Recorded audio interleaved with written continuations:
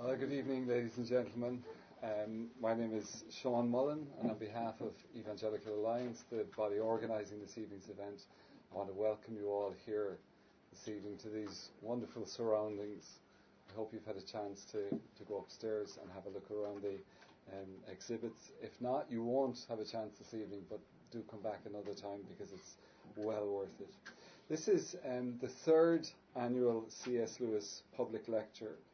And this lecture series is intended to initiate public debate on the relevance of the Christian gospel to contemporary life, and particularly contemporary Irish life. Why name an event like this after an Oxford academic who taught medieval and Renaissance literature and has been dead for 45 years? Good question, even if it's my own question. Although Lewis was a brilliant academic, he is now better known for his works of popular theology on social issues and his children's literature. Though these were his hobbies, if you go into any Dublin bookstore today, it's those works that you'll find on the bookshelves, not his academic works. It might seem inappropriate at such an auspicious gathering, in such an auspicious venue, to quote from a children's story, but I get a sense that Lewis would have done exactly that and would have enjoyed doing it. So I'm going to do that. One of my favourite Lewis characters in his books, The Chronicles of Narnia, is Puddleglum, who for the uninitiated is a marshwiggle. Now I'm sure you're wiser. Puddleglum, as his name suggests, tends to see the bottle as half empty rather than half full. As he and his companions begin a dangerous climb, he comments, the bright side of it is that if we break our necks getting down the cliff, then we're safe from being drowned in the river. Later on in the same story, Puddleglum and his friends are trapped underground in the kingdom of a witch who tries to persuade them that there is no such thing as the overworld from which they have come. There's no such thing as the sun. There's no such thing as the kingdom of Narnia or of Aslan, its ruler.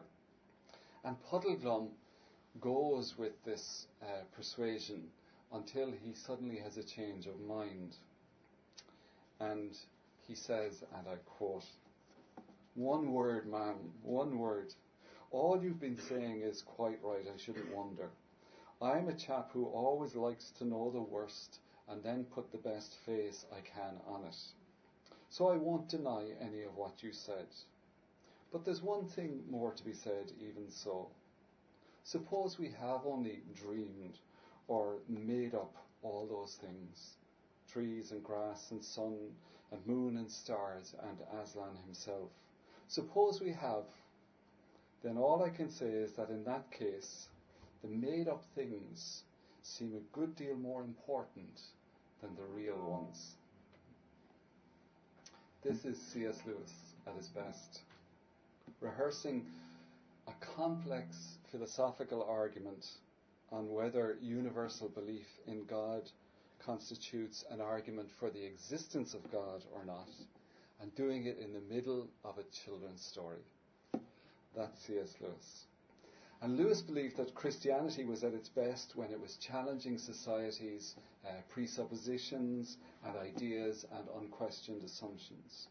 He had no place or no time for the idea that Christianity was some kind of a private and personal matter that had no place in the realm of public debate. Instead, with great wisdom and often with great wit, he insisted that we had to face the questions that Christianity raised.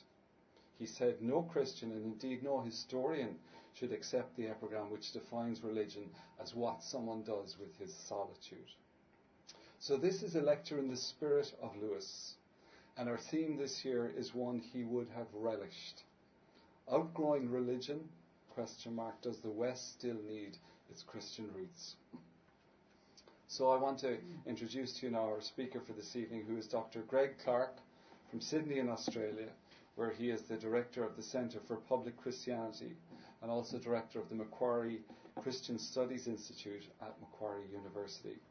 Greg is an academic, but he's also a public theologian, and those of you who would have heard him on Pat Kenny's radio show this morning will know that he relishes and enjoys that role as well. And he's currently working on material for a book which is tentatively titled Australian Christs, exploring the ways in which Christianity is influencing today's Australians. So Greg, you're very welcome, and it's with great pleasure that I hand over to you now.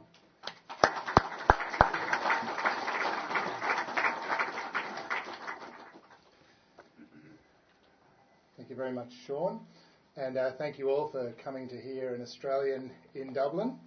This is my first visit to Ireland, and it's taken me too long to get here, and I'm just honoured to have been invited to give anything with the name C.S. Lewis in the title, and also to do it here in the Chester Beatty Library. I've just been upstairs and seen the wonderful collection. It's something I wanted to see for a long time. The old manuscripts, especially the ancient New Testament manuscripts, have interested me for so long. So what a privilege to be here, and thank you for coming to hear me. My topic, of course, is, are we growing out of religion? Are we in an era where thinking people are moving on from the beliefs of the past and leaving them behind as superstitious or unnecessary? And if so, is this a good thing? Are you as affected by that as me? Let's see if we can do better. These are the sorts of questions that have shaped what I'm going to talk about tonight. They've been taxing my mind for quite a long time now, in particular because of a collection of books by a group now known as the New Atheists. Richard Dawkins, Christopher Hitchens and others. And the claim of these writers that we'd be better off without religion seems to me that marks the new atheism as something new. This claim that we really would be better off leaving religion behind. Now, I speak to you tonight as an Australian, where I have to say religion has not caused some of the deep divisions that it's caused over here. The sorts of divisions we worry about are between drinkers of beer and wine. Nevertheless, religion has some significance in Australian life and has caused me to reflect greatly, especially in the years since September 11. I'm all too aware, however, I've not lived in your context, and that for me, the question of whether we'd be better off without religion is much more one of inquiry than one of history or even personal experience. So with an awareness of that limitation in what I say, let me ask you this. Do mature people grow out of religion? Do mature people grow out of religious faith? In his best-selling book, The God Delusion, Richard Dawkins writes this, and you'll see this on the quotes on your seat there that might help you as I read some of this material. Dawkins says, "There's something infantile in the presumption that somebody else has a responsibility to give your life meaning and point. The truly adult view, by contrast," he says, "is that our life is as meaningful and as full and as wonderful as we choose to make it." Hitchens similarly describes religion as an early phase of human development, one which he jettisoned as an illusion, quote, "before my boyish voice had broken." "I can't believe," he said recently in an American interview, "I can't believe there's a thinking person here who does not realise that our species would begin to grow to something like its full height if it left this childishness behind, if it emancipated itself from this sinister childish nonsense." It's a strong claim. We'd be better off without religion. Well, statistics might be on the atheist side here. A study in the Cambridge Companion to Atheism by a sociologist called Phil Zuckerman goes so far as to suggest that as a society matures, as it becomes wealthier, healthier and politically more stable, there's a trend towards atheism. There's a long quote on your page there from Zuckerman. He says that high levels of atheism are strongly correlated with high levels of societal health, such as low homicide rates, low poverty rates, low infant mortality rates, low literacy rates, as well as high levels of educational attainment, per capita income and gender equality. Most nations, he says, most nations characterised by high degrees of individual and societal security have the highest rates of organic atheism, and conversely, nations characterised by low degrees of individual and societal security have the lowest rates of organic atheism. Now, Zuckerman acknowledges that although these trends are something he supports, it's difficult to determine causality here. Does being an atheist make for a better society? Or does a better society generate more atheists? However, he leans towards the latter interpretation. As people become better off, they stop believing in God. I'll leave any interpretation of that until later on, but Zuckerman's conclusion is that atheism and collective well-being go together. In a more philosophical mode, that recently deceased American philosopher Richard Rorty described a kind of movement through human history, from the age of religion to the age of reason to what he calls the age of literature. Now, as an arts graduate myself, this gives me not a little pride to think of literature as a greater stage of human evolution than the other periods, but Rorty's claim is actually a very serious one about the nature of knowledge. He says it was first considered God-given, then carefully discerned by the logic of human reasoning, and finally, in a recognition of the limitations of that thinking, to be considered by a kind of most impressive exercise in aesthetics. Which view attracts you the most? Well, these claims all strike a consistent note. Religion is a thing of childhood. That's the claim. Whether it's an individual's childhood who through moral and philosophical education outlearns it, or whether it's a society's childhood, when the sort of nascent attempts to organise a community around supposedly God-given foundations give way to something that seems more solid and dependable and has no need for reference to God. Well, I have a series of questions to throw back at this claim, and they're simple questions in a way, but they're quite broad questions as well. What debt do we owe to religious thinking, and in particular the Christian faith, which is my topic tonight? What debt do we owe to the Christian faith for the things we hold dear in our society? What would the West lose if we outgrew the Christian religion? Is it even possible to leave Christianity behind in the way that has been suggested by Hitchens and others? You see, there is in fact immense interest among intellectuals at the moment in whether or not the Christian understanding of humanity, the world, and God is somehow basic to social goods. This has to be stressed because the intellectual media often doesn't pay sufficient attention to the voices and direction of this thinking. An anecdote from Richard Dawkins will get a lot more news play than a sort of deeper reflections of a theologian, an archbishop or a philosopher. I understand that. But I want to alert you tonight that some of the brightest, most considered and scholarly thinkers on the topic of Christianity's value to society I want to alert you to their work in order to demonstrate that they're claiming a very significant place for Christian thinking for today's Western civilization. This is not Richard Dawkins with his vein-popping rhetoric and dismissive anecdotes. This is not Christopher Hitchens with his kind of faux history and often tabloid moralising, entertaining as it is.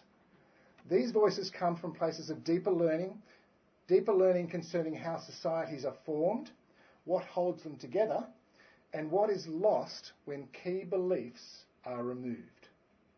So let me deal with some of them. Charles Taylor, American philosopher, is one such figure.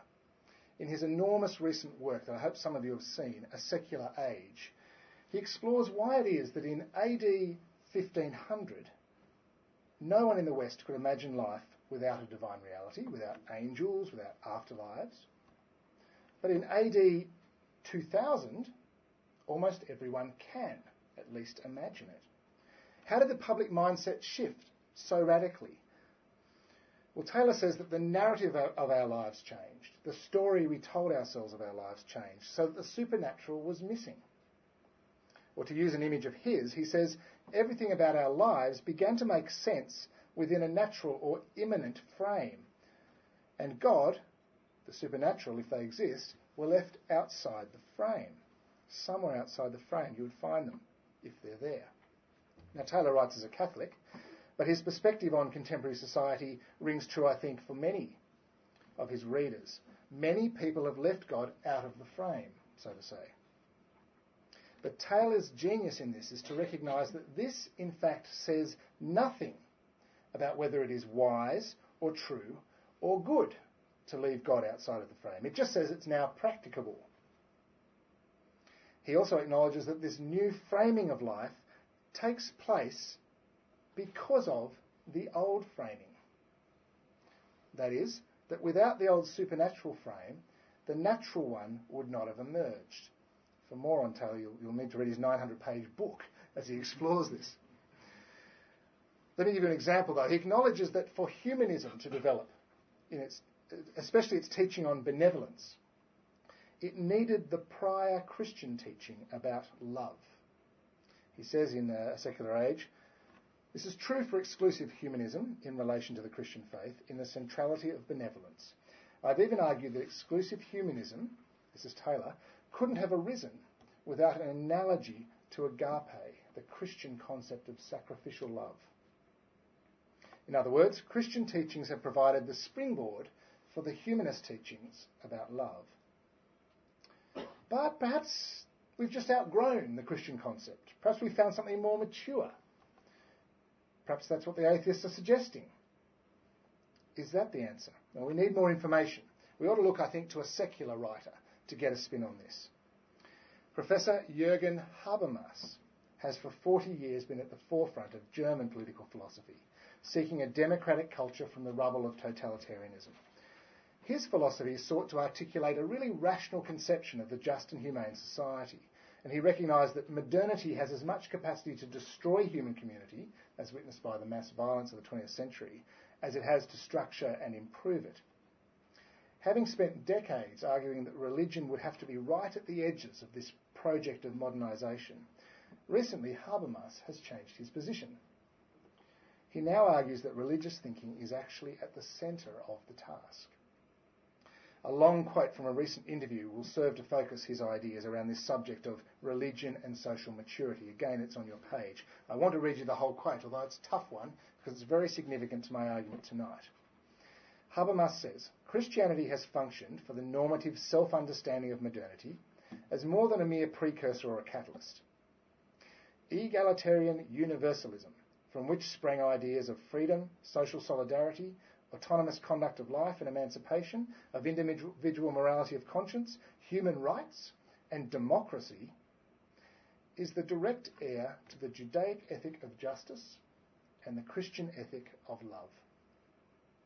This legacy, says Habermas, substantially unchanged, has been the object of continual critical appropriation and reinterpretation. To this day, there is no alternative to it. And in the light of the current challenges of a post-national constellation, we continue to draw on the substance of this heritage. Everything else is just idle, postmodern talk. So says the secular writer, Jürgen Habermas. Now, this difficult passage is making at least 3 significant assertions, and they are far stronger than those put forward by the Catholic Charles Taylor. Firstly, Habermas is acknowledging, as others have, that the values held dear in the globalising world, such as ours, human rights, liberty of conscience, social democracy, spring from Judeo-Christian thinking. Taylor claims something similar. Second, Habermas is saying that Western societies have been adopting and adapting Christian principles all the while. That's in fact how we have achieved what we've achieved. That's a much more integrated view than what Taylor offers. And thirdly, Habermas is asserting, to the amazement of his many followers, that there is no obvious alternative vision for human society. To suggest there is an alternative to the justice of the Old Testament and the love of the New Testament is silly postmodern waffle, says Habermas. Even if a society wanted to outgrow Christianity, he says, it would struggle to know where to go next. Here we have an eminent secular philosopher not just acknowledging the Western debt to Judeo-Christian thinking, but saying it's essential to the future. Another writer argues that even when we claim to be a post-Christian society, we do it in a Christian way. In his recent book, A Short History of Secularism, the British academic Graham Smith argues that the West hasn't actually entered a post-Christian age, but a new kind of Christian age in which secularism is the latest expression of the Christian religion. Sounds weird, doesn't it? But He explains it well. He says, secularism is not the end of Christianity, nor a sign of the godless nature of the West. Secularism is just Christian ethics shorn of its doctrine. It's an ongoing commitment to do good, understood in traditional Christian terms, give or take a little bit, that's my addition to his quote, by the way, without a concern for the technicalities of the teachings of the church. For instance, much of Western thinking gives a very high place to the individual, but understands that position has to be modified by the needs and desires of society. Or put differently, individuals who are free to make moral and ethical choices generate a different set of social relations to those who are not. So, for example, persons born into a caste or a class system don't have the scope to forge certain kinds of friendships or marriages or work in communities. We in the West often take for granted the high status afforded to the individual, but it only takes a small amount of historical and cross-cultural education to recognise it's far from universal. Rather, this idea that an individual has a moral will and ought to be free to exercise it has emerged from Christian rethinking of the ancient Greek understanding of persons and the Jewish notion of conforming to the will of God. That's where it's come from. It's not a post-Christian idea that individuals have free will. It's born out of Christian bedrock. And the Greeks get a mention there too. Individual rights that we hold dear as Westerners, things like acting on our conscience, assessing what's true for ourselves, making personal moral judgments, are not in fact universal truths, but outworkings of the Christian concept of the will in relation to God. So rather than saying with the Americans that it's a self-evident truth that all men are created equal, some certain inequality in that statement already, we ought to say that this idea of equality actually emerges from the Christian worldview. Christianity introduced the notion that we are all radically equal, writes Smith. People are children of God. This was not the case in classical society. The theologian Timothy Gorringe claims that the gospel story of God's incarnation in Christ, a central doctrine of Christianity, is in fact the key to the Western notion of human equality. So taking it further than Graham Smith to say, actually, you can't just shear off the doctrine and still get there. You need the doctrine too. Gorringe writes, and I'm not sure if this is on your page, according to this, in taking flesh, God assumed all human beings, black, white, female and male, Dalit and highborn, cognitively disabled and others, into a full filial relation and therefore into equality, the children of God. In one of his many controversial addresses, the Archbishop of Canterbury, Rowan Williams, sought to establish the foundations of the legal rights of the individual. He identifies two significant features of such a foundation. One, that a human being is somehow related to God, and two, that the same human being has a degree of individual freedom. You've got this quote as well. Archbishop Williams says both of these things are historically rooted in Christian theology, even when they've acquired a life of their own in isolation from that theology. It never does any harm to be reminded that without certain themes consistently and strongly emphasised by the Abrahamic faiths, themes to do with the unconditional possibility for every human subject to live in conscious relation with God and in free and constructive collaboration with others, there is no guarantee that a universalist account of human dignity would ever have seemed plausible or even emerged with clarity. It's a great assumption to think that without Christianity you would have got this valuing of the individual that we hold so dearly today. Now, it would be easy to misunderstand me at this point and misunderstand the claim. It's not that only Christians today hold the view that all people are equal. Rather, this is an assertion about the history of ideas. The notion of personal equality has emerged as a result of Christian teaching. It is, in my view, really wonderful that such a teaching is widely accepted now by people of many faiths or of no faith. But it is also important, I think, to give credit for the idea to its originators. In his recent book, Discovering God, The Origins of the Great Religions and the Evolution of Belief, the American sociologist Rodney Stark outlines the social benefits of the Christian faith. He describes the social moral imperatives of Christianity, that is, loving your neighbour, doing unto others as you would have them do to you, and being more blessed to give than to receive, He describes these as truly revolutionary. Furthermore, he examines the different responses that Christians and pagans made historically to the plagues that struck the Roman Empire back in 165 and 251 AD.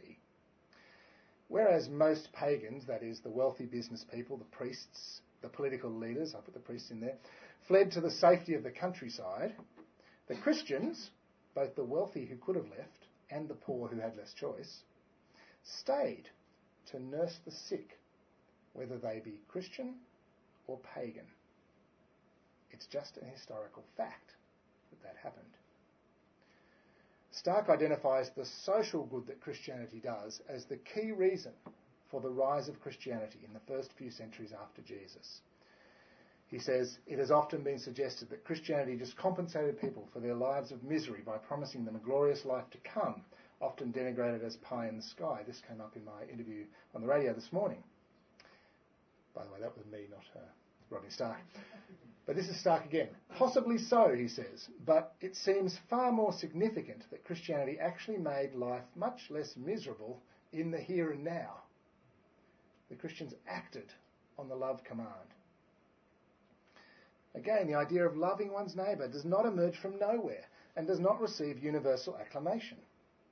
Rather, it's a revolutionary idea that seems to emerge from Jesus' interpretation of the Jewish scriptures, of the commands there to express love for those around you. It's certainly not the case, I want to labour this point, that only Christian or Jewish people express any love for their neighbours, for the people in need. But when we look at where this particular value or ethic comes from in the history of ideas, we're led back to the distinctive teachings of Jesus. Can we go any further with this to say that the love your neighbour command is still making a distinct difference in people's behaviour today?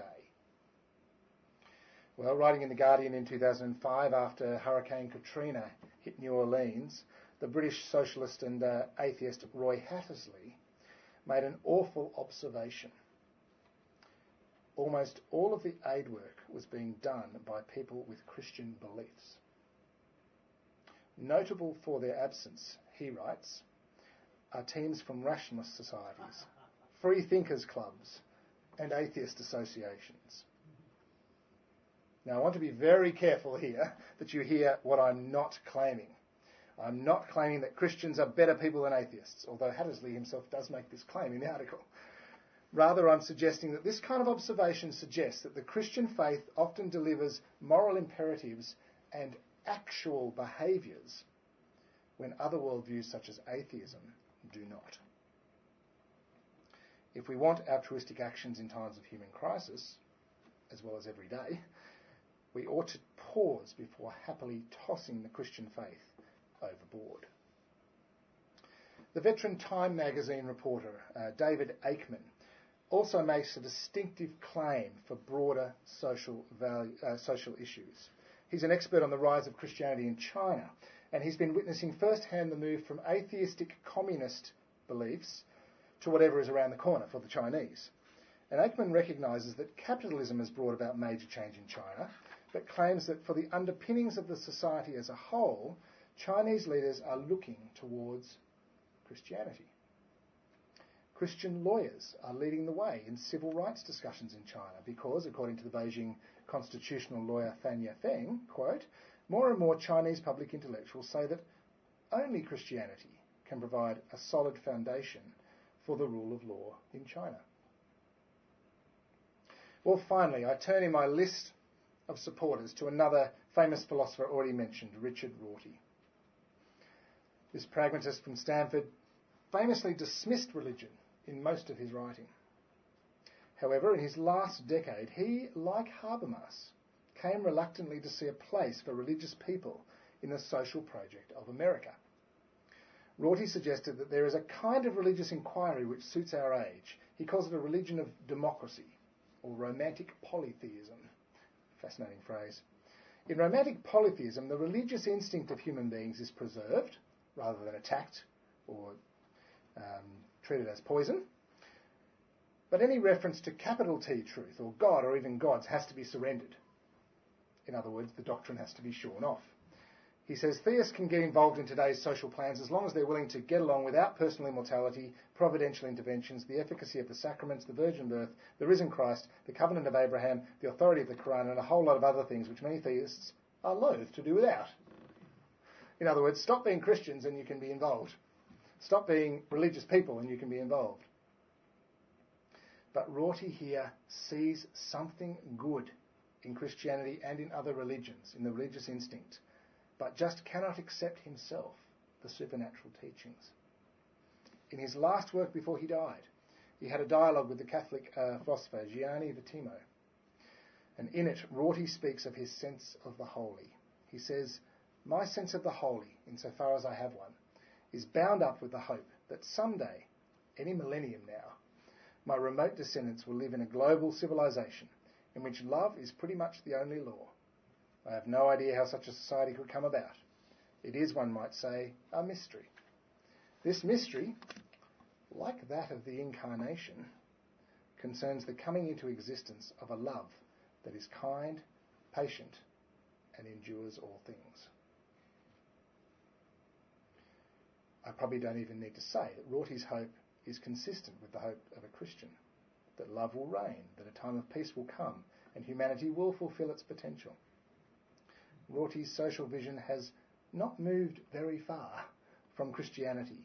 Rather, one might say it's just appropriated Christianity, borrowed the story, changed the names.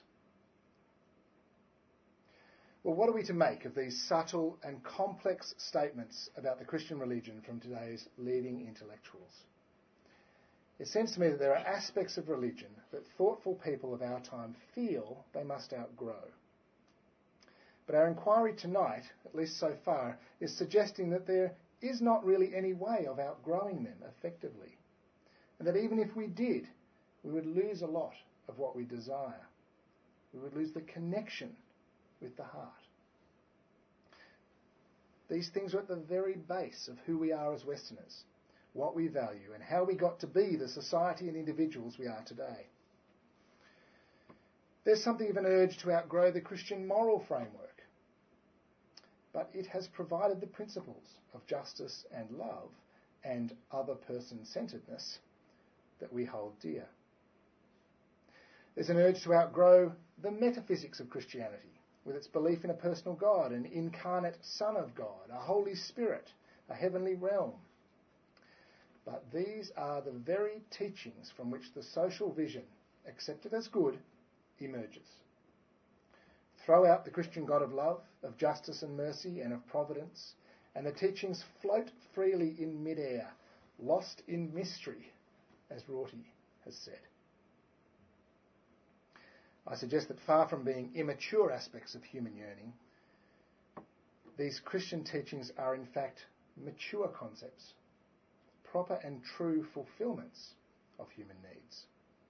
Could it not be that these teachings of Christianity, so fruitful for our society, delivering multiple social goods, tried and tested for many centuries, are also, in fact, true? Well, I want to finish then tonight with 3 calls to maturity. My first is for a mature type of Christian expression. That is, intelligent, informed, and self-reflexive, a quality that Habermas himself identifies as essential in our pluralist, post-national world. By this, I do not mean a religion that changes its teachings simply to reflect the etiquette of the age. That would be pointless. But a Christian religion that can revisit its way of speaking, that can say sorry when it needs to, and can try again to express the ancient beliefs about God in a way that makes sense. If I may say so, that's the vision of my work at the Centre for Public Christianity in Sydney, and I appreciate your feedback on how we're doing. Because there are infantile expressions of Christianity. Sometimes they're simply unsophisticated, which doesn't mean they're false, but at other times they are real caricatures, or even lies and misunderstandings at least, of what the true Christian message is. And it's beholden upon all Christians to correct error, to continually explain what is and is not a true understanding of the Christian faith. There's a lot of work to do there. My second call for maturity is for a mature kind of Western secularism that sees the importance of Christianity to our past, our present, indeed our future, rather than only seeing the negative in Christians and in churches. I think we see that kind of secularism in Habermas or even in Rorty. Both are seeking what Christianity claims to provide, even though neither acknowledges Christianity as the specific provision of what they long for. For myself, I am willing to see in Christianity the provision of the longed for by so many of our philosophers, our artists, our activists, our moral and ethical leaders, and so many ordinary citizens. I recognise that it is this specific Christian claim to be true that is so offensive to many people. But simply because it's offensive does not mean it's false.